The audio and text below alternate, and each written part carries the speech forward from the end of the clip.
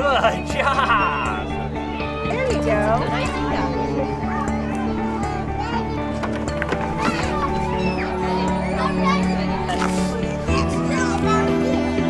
Yes.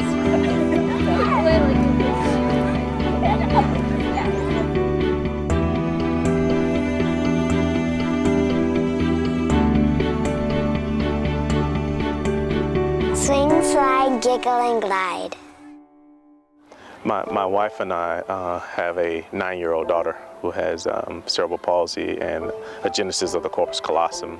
Early on, one of the things we used to do a lot was to play. Danielle loved to go to playgrounds. I think the first thing you experience, because she's in a walker, is that the surfacing may be somewhat of a challenge. And so with Danielle, we would hand walk her through, mulch or sand. Once she got to the different equipment, it was then more of trying to support her to keep her safe. There were a group of parents that began having some conversation about a playground that will allow for parallel play and accessible play. And so through those conversations, we were able to get connected up with Raleigh Parks and Rec and the Frankie Lemon Foundation. And with that, we decided we really wanted to volunteer to be a part of this project because it was something bigger than our daughter.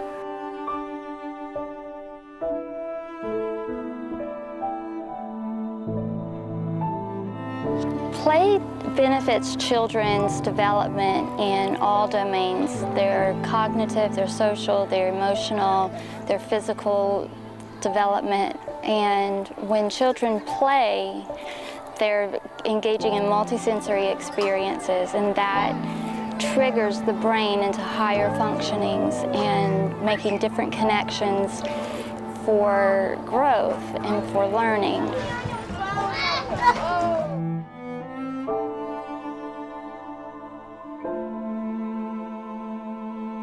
I feel like this playground, especially Sassafras, would help the children in this Raleigh community by bringing them together. There is a large special needs population in this area, especially children with autism, and families often feel compartmentalized or disconnected, and bringing them together on a playground helps children build friendships, help family build friendships and network, and the playground would be a place that they would feel like a safe environment to come out and be together. Well, the mission overall is to build an integrated play space for children of all abilities. We have this integrated approach, and that a child with a sensory perception disorder or a child with mobility impairment or a child with no impairments could play side by side and learn from each other and the value of play. I became involved in this project about a year and a half ago. Just fell in love with the process, partly due to the fact that I'm a father of triplets. My children were premature, and 2 out of 3 of them had brain bleeds, which is a hemorrhage in the brain where blood stays and can do brain damage. And my daughter, Amelia, had a grade 3 bleed, and she's doing very well, but she has some sensory issues. And then my son Quinn had a grade 3 bleed and a grade 4 bleed, and he definitely did get some brain damage from it, and CP as a result. Oh! Uh-oh! Crash and burn! No, my phone. You said you too. Well done. Oh, good job. I crash and burn.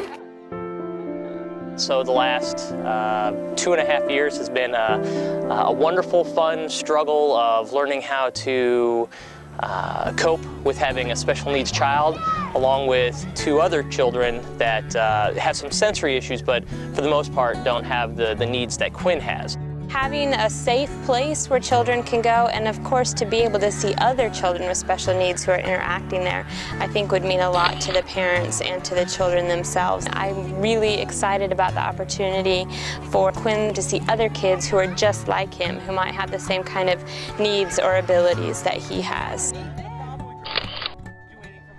I think 20 years ago this playground was built by community hands, and that's our goal with this playground again. And so it's not to take away what they did 20 years ago, it's to improve on what they did. And so we want people involved in the build, we want people involved in the process, and we want people involved in obviously the fundraising and the donations and just being a part of it. Our goal is that we create a space that's special, it's unique, it connects with people, and it makes logical sense for being here for the next 20 years. I mean, our goal is that people will really see the need for it, but we just need to get the word out there and spread it and further into other layers of the community and make sure that people know about it, because I think once they learn about it, they're going to believe in it and they'll see the value of it. Oh, just bump that off your head, silly. I think that sometimes you feel when you have a special needs child that they're not as important, they're not as valued in society, and so I think that seeing the community rally around them and their needs really shows that they're an important part of our community just as much as typically developing children are. So I think it sends a great message to them and shows that they have a lot to offer the world as well. When the Sassafras All Children's Playground is finally complete, it would probably be pretty emotional. I would love to see Danielle's expression on that day. I could imagine she would probably be really excited that she just roll a walker right in there and just scoot on across the way. And to see the faces of other folks that have been involved in the project. Those folks who gave the dimes and the nickels, as well as the folks that were able to give a lot larger, will be excited about that they had a part in making the Sassafras All Children's Playground come to fruition.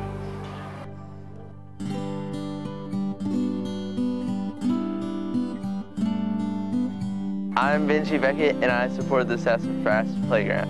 I'm Kendra and I support the Sassafras Playground. My name is Narissa and I support Sassafras Playground.